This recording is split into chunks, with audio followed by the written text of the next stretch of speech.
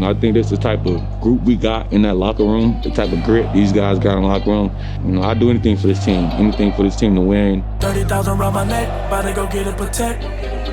Ice on me so wet, then I go hop on a jet. Here is Cook with a nice run, taking it to the outside. And he's loose! This guy's just been flat out special all year. Like a bullet break, oh, he's gone! His patience, his vision, his footwork. Touchdown! By the best in the business, baby, Dalvin Cook. I'm gonna dilate. I'm going to take you back a little bit. You leave the San Francisco 49ers game with a shoulder injury on a cart. What was going on in your mind at that time? I was disappointed because I felt like we was taking control of the game, and I feel like I was on the road to having success to help us win a game. And I always just get injured. We put in so much work to be out there and want to compete with our team. So I was disappointed, but I was just telling myself, what you gonna do next? And I decided to just attack my rehab and aim towards to get back on the field as quick as I can.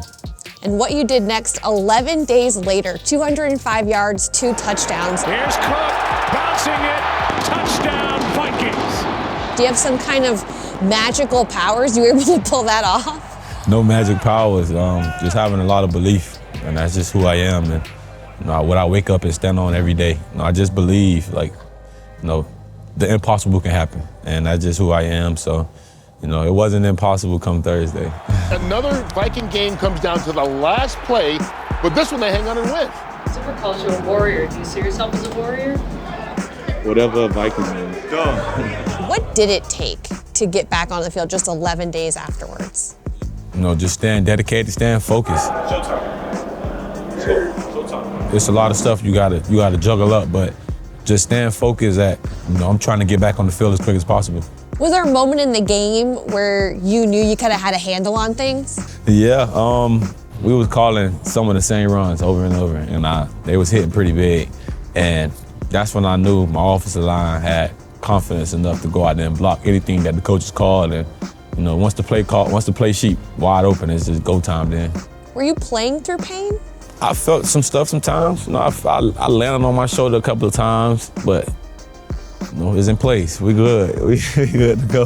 How's it feeling now? I'm good. You're ready to go, aren't you? Yeah, I'm ready to play. The offensive line for the third time this season, no sacks allowed.